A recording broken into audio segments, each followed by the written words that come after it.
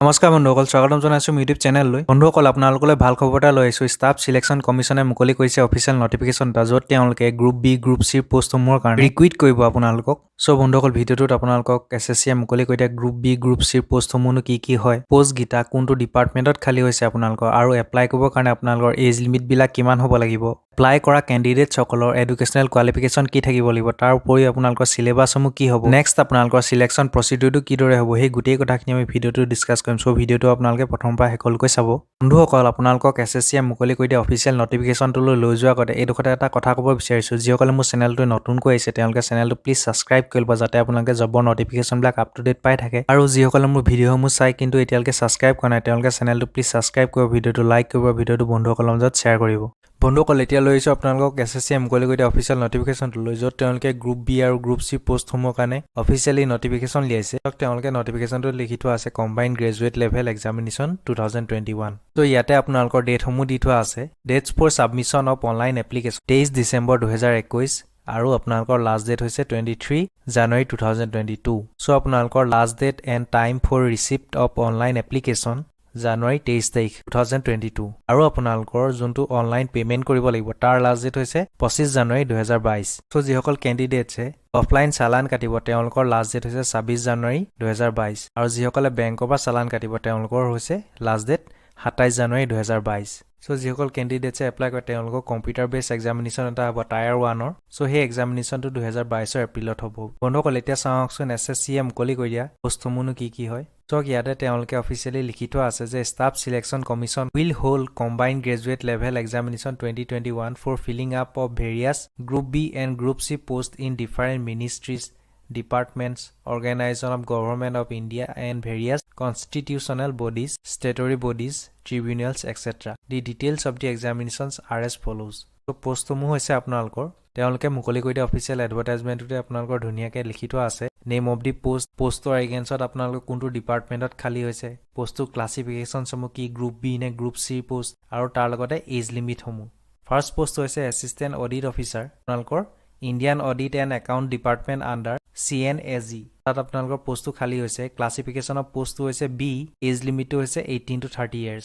Next পোষ্টটো হৈছে assistant account officer, Indian audit and accounts department under CNAG, group B, age লিমিটটো হৈছে 18 to 30 years। Assistant section officer, central secretariat service, group B, 20 to 30 years। Assistant section officer, intelligent ব্যুৰোত খালী হৈছে। পোষ্টটোৰ classification হৈছে group B, age লিমিটটো হৈছে আপোনালোকৰ 18 to 30 years। নেক্সট পোষ্ট হৈছে assistant section officer, ministry of railway, group B, 20 to 30 years।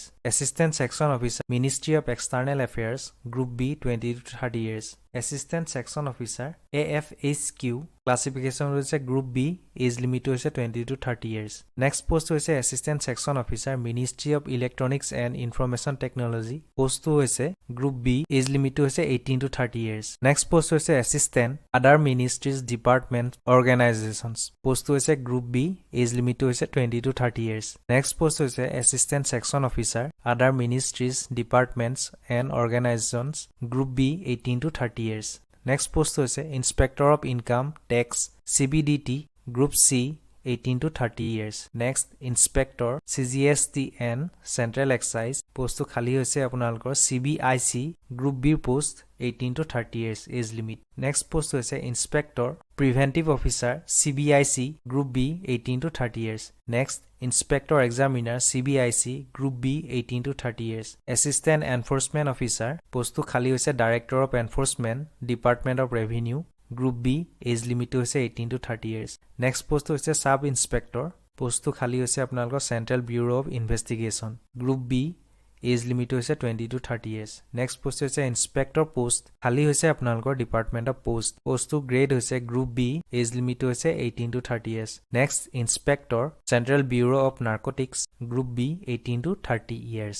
Next পোষ্টটো assistant superintendent Indian coast guard, group B, 18 to 30 years। Assistant other ministries departments or organisations, group B, 18 to 30 years। Assistant national company law appellate tribunal NCLT, group B, 18 to 30 years।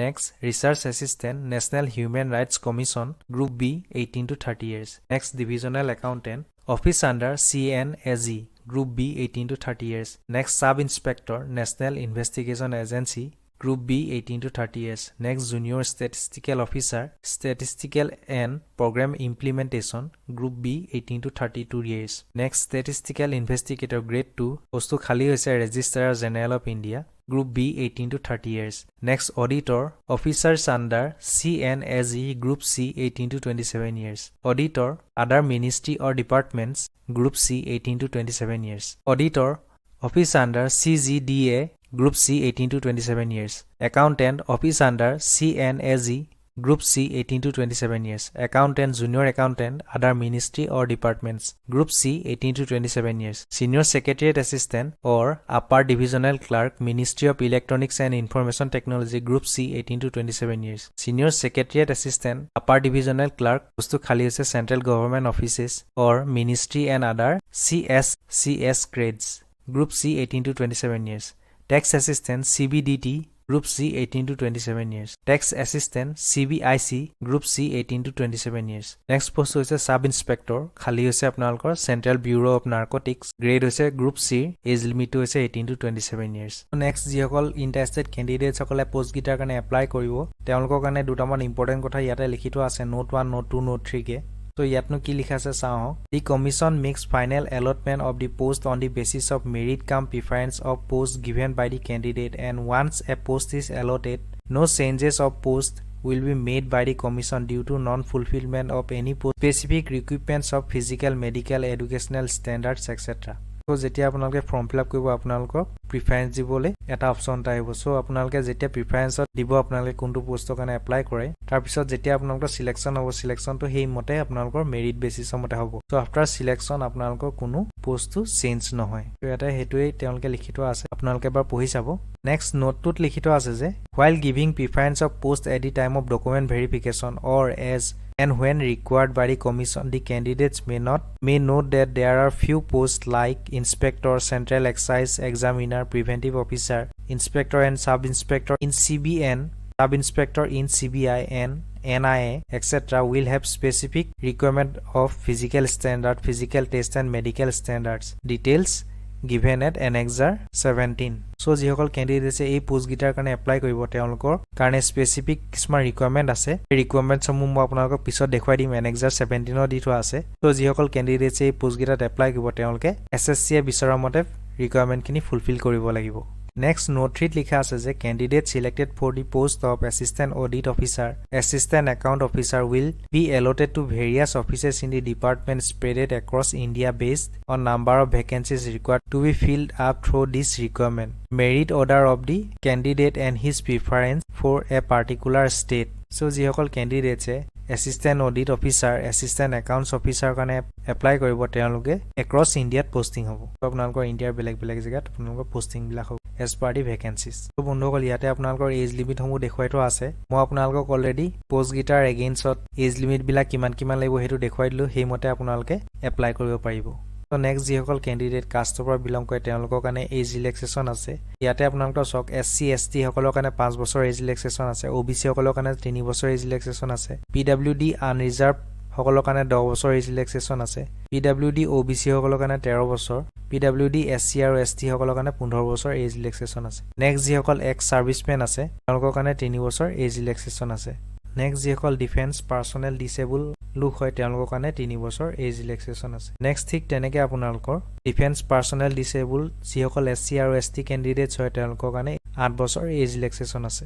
So ইয়াতে next আপোনালোকৰ additional permissible relaxation in age limit for the group C post. So আপোনালোকৰ group C পোষ্টসমূহৰ কাৰণে বেলেগকে as ৰিলেক্সেশনটা দেখুৱাই থোৱা আছে, আপোনালোকে এবাৰ ইয়াত চেক কৰি ল'ব। বন্ধুসকল এতিয়া চাওক আপোনালোকৰ পোষ্ট গিটাত এপ্লাই কৰিবৰ কাৰণে এসেনশিয়েল কোৱালিফিকেশনসমূহ কি কি লাগিব।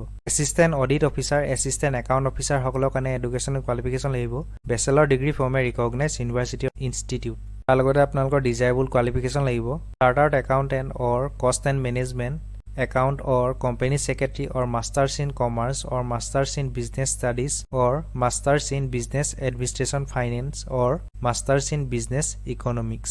ইয়াতে আপোনালোকৰ ডিজায়াবল কোৱালিফিকেশন সমূহ দিটো আছে। তো যিসকল ক্যান্ডিডেটছে এসিস্ট্যান্ট অডিট অফিচাৰ বা এসিস্ট্যান্ট একাউন্ট অফিচাৰ কাৰণে এপ্লাই কৰে তেওঁলোকৰ ইয়াতে দিয়া কোৱালিফিকেশন সমূহৰ মাজত কোনবা এটা কোৱালিফিকেশনছ লাগিব।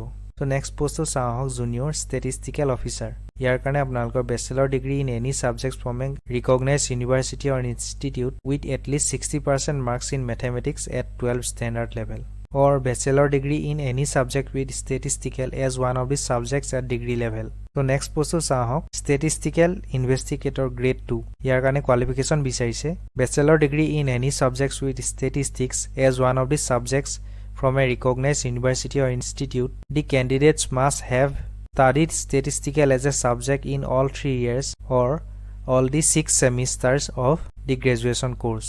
So যিসকল ক্যান্ডিডেটস স্ট্যাটিস্টিক্যাল ইনভেস্টিগেটৰ গ্ৰেড 2 কাৰণে এপ্লাই কৰে তেওঁলোকৰ এই কোৱালিফিকেশন সমূহ লাগিব next assistant in national company law appellate tribunal তো তাৰ কাৰণে কোৱালিফিকেশন বিচাৰিছে bachelor degree from a recognised university or institute তাৰ লগতে আপোনালোকৰ degree in law from a recognised university এই পোষ্টটোৰ কাৰণে আপোনালোকৰ ল ডিগ্ৰী লাগিব যিকোনো এখন ৰিকগনাইজড ইউনিভাৰ্চিটিৰ পৰা নেক্সট পোষ্টটো research assistant in national human rights commission ইয়াৰ কাৰণে কোৱালিফিকেশন বিচাৰিছে bachelor degree from recognised university or institute তাৰ লগতে আপোনালোকৰ ডিজাইবল কোৱালিফিকেশন বিচাৰিছে minimum 1 year research experience in any recognised university or recognised research institution তাৰ লগতে আপোনালোকৰ degree in law or human rights from recognised university আৰু যোনখিনি বাকি থকা পোষ্টখিনি অল আদাৰ পোষ্ট তেওঁলোকৰ কাৰণে সেই পোষ্টগিটাত এপ্লাই কৰিবৰ কাৰণে আপোনালোকৰ bachelor degree from recognised university or equivalent so তাৰ কাৰণে আপোনালোকৰ বেচেলৰ ডিগ্ৰী এটা লাগিব বা ইকুইভেলেন্ট বন্ধুসকল এতিয়া চাওক আপোনালোকে পোষ্টত কিদৰে এপ্লাই কৰিব সো যিসকল এলিজিবল আৰু ইন্টাৰেষ্টেড ক্যান্ডিডেট সকল আছে তেওঁলোকে এছএছসিৰ অফিচিয়েল ৱেবছাইটটোলৈ যাব লাগিব ৱেবছাইটটো হৈছে ssc.nic.in এটো হৈছে তেওঁলোকৰ অফিচিয়েল ৱেবছাইটটোত গৈ আপোনালোকে নিজৰ ইনিশিয়ালি ৰেজিষ্ট্ৰেচন কৰি ল'ব লাগিব ৰেজিষ্ট্ৰেচন কৰি হোৱাৰ পিছত আপোনালোকে ফৰ্ম ফিল আপ কৰিব পাৰিব তো বন্ধুসকল চাওক ইয়াতে আপোনালোকৰ যোনটো এছএছসি আপোনালোকৰ অফিচিয়েল এডভাৰটাইজমেন্ট উলিয়াইছিলে এই এডভাৰটাইজমেন্টটোতে এনএক্সাৰ 3 4 তাতে আপোনালোকৰ ধুনীয়াকৈ ডিটেইলছ সমূহ লিখি থোৱা আছে তাৰ লগতে আপোনালোকৰ এনএক্সাৰ 3A এনএক্সাৰ 4A স্যাম্পল সমূহ দেখুৱাই থোৱা আছে কেনেকৈ আপোনালোকে এপ্লিকেশনখন ফিল আপ কৰিব লাগিব তো আপোনালোকে অফিচিয়েল এডভাৰটাইজমেন্টৰ বেক সাইডে এনএক্সাৰ 3 4 এখিনি দি থোৱা আছে তাতে গৈ আপোনালোকে ধুনীয়াকৈ এবাৰ চেক কৰি ল'ব আৰু বন্ধুসকল মই ভিডিওটোৰ ডেসক্ৰিপচন বক্সত আপোনালোকৰ অফিচিয়েল এডভাৰটাইজমেন্টৰ অফিচিয়েল ৱেবছাইটটো তাৰ লগতে আপোনালোকৰ অনলাইন এপ্লিকেশনৰ কাৰণে লিংকসমূহ দি দিম আপোনালোকে তাত গৈ ডাইৰেক্ট এপ্লাই কৰিব পাৰিব তো এডি টাইম অফ আপোনালোকৰ online application recent passport coloured photograph এখন লাগিব ইয়াতে আপোনালোকৰ সাইজসমূহ দি থোৱা আছে 20 to 50 KB হ'ব লাগিব ফটোগ্ৰাফখন সো ক্যান্ডিডেট সকলে অনলাইন এপ্লিকেশন ফি এটা দিব লাগিব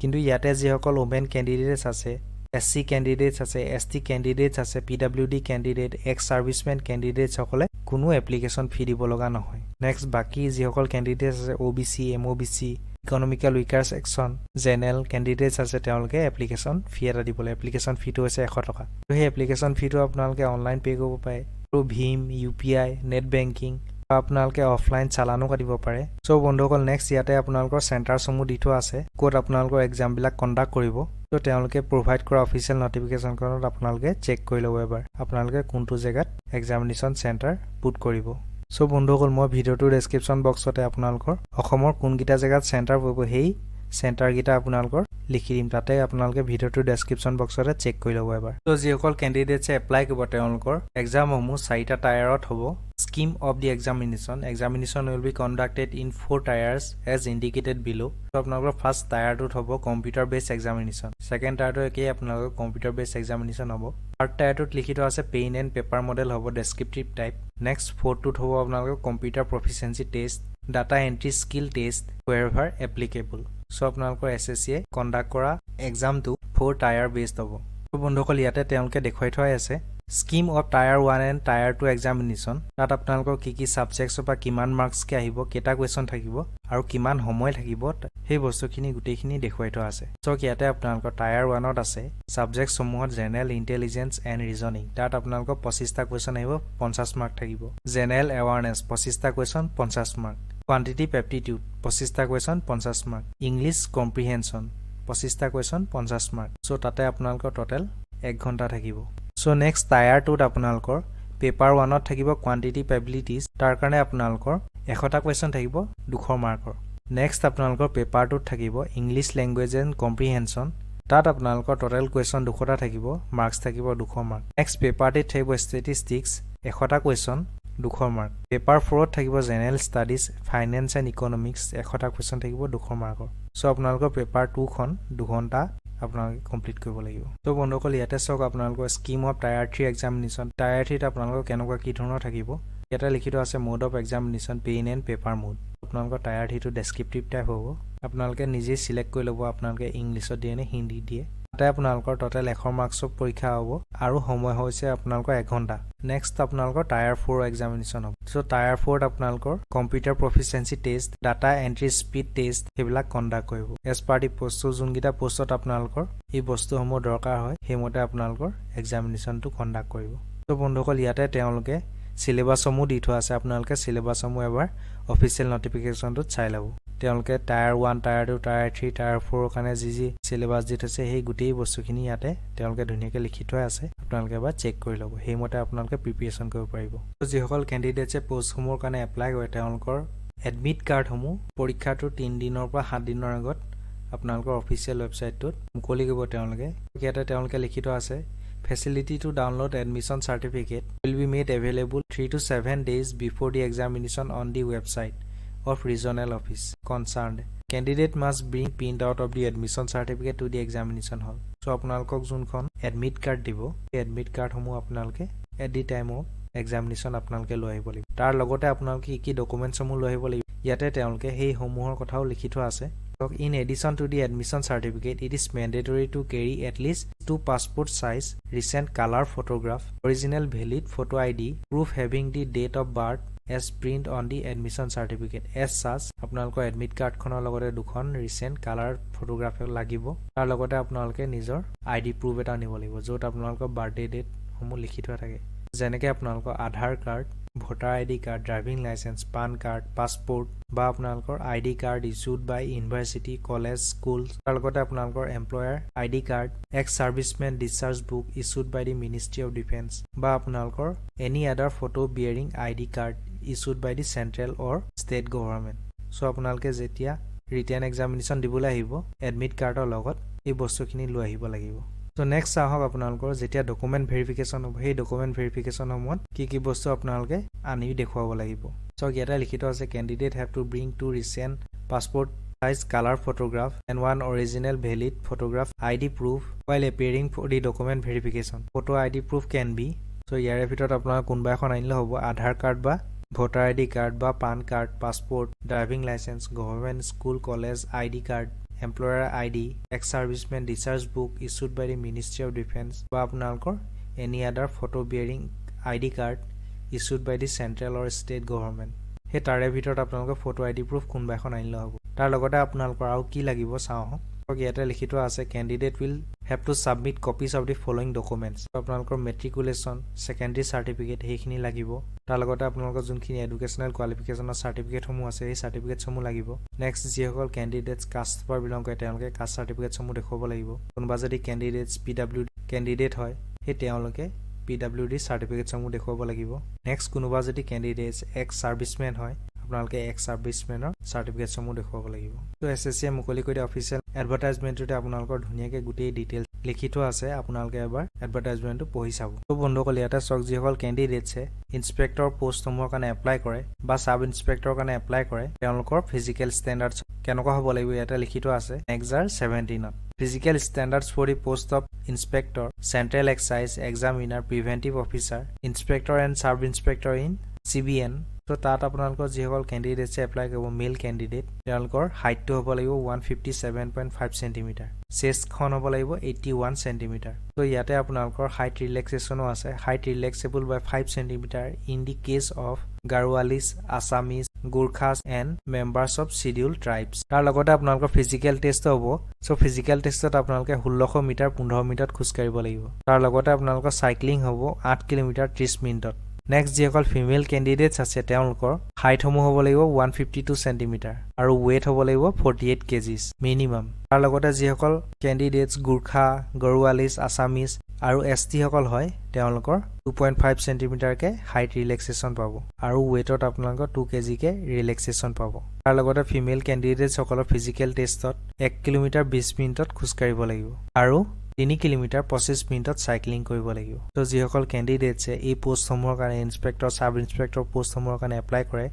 তেওঁলোকে এই বস্তুখিনি ধ্যান দিব লাগিব নেক্সট যিসকল ক্যান্ডিডেটছে সাব ইন্সপেক্টৰ ইন CBI কাৰণে এপ্লাই কৰে তেওঁলোকৰ মেল কেণ্ডিডেটসকলৰ হাইট হ'ব লাগিব 165 সেণ্টিমিটাৰ ওমেনসকলৰ হ'ব 150 সেণ্টিমিটাৰ তো যিসকল হিলি এৰিয়াৰ লোক হয় তাৰ লগতে যিসকল ট্ৰাইবেল লোক হয় তেওঁলোকে 5 সেণ্টিমিটাৰকে হাইট ৰিলেক্সেশ্যন পাব সো মেল কেণ্ডিডেটসকলৰ কাৰণে 76 সেণ্টিমিটাৰ চেষ্ট এক্সপানশ্যন হ'ব লাগিব তাৰ লগতে আপোনালোকৰ ভিজন কিমান হ'ব লাগিব এইসমূহ লিখি থোৱা আছে আপোনালোকে এবাৰ ইয়াতে চেক কৰি ল'ব নেক্সট যিসকল কেণ্ডিডেটছে sub inspector national investigation agency কাৰণে এপ্লাই কৰিব তেওঁলোকৰ হাইটসমূহ মেল কেণ্ডিডেটছৰ কাৰণে 170 সেণ্টিমিটাৰ হ'ব লাগিব ওমেন কেণ্ডিডেটছসকলৰ কাৰণে 150 সেণ্টিমিটাৰ হ'ব লাগিব তাৰ লগতে যিসকল হিলি এৰিয়া আৰু ট্ৰাইবেল লোক হয় তেওঁলোকৰ কাৰণে 5 সেণ্টিমিটাৰ হাইট ৰিলেক্সেশ্যন হ'ব চেষ্টসমূহ হ'ব আপোনালোকৰ 76 সেণ্টিমিটাৰ উইথ এক্সপানশ্যন ঠিক তেনেকৈ ইয়াতো আপোনালোকৰ ভিজনসমূহ লিখি থোৱা আছে আপোনালোকে এবাৰ চেক কৰি ল'ব সো বন্ধুসকল ভিডিঅ'টো ইয়াতে সামৰি মাৰিছোঁ ভিডিঅ'টো কেনে পালে জনাব আপোনালোকে ভিডিঅ'টো লাইক কৰিব ভিডিঅ'টো বন্ধুসকলৰ মাজত শ্বেয়াৰ কৰিব চেনেলটো ছাবস্ক্ৰাইব কৰিবলৈ নাপাহৰিব ধন্যবাদ জয় অসম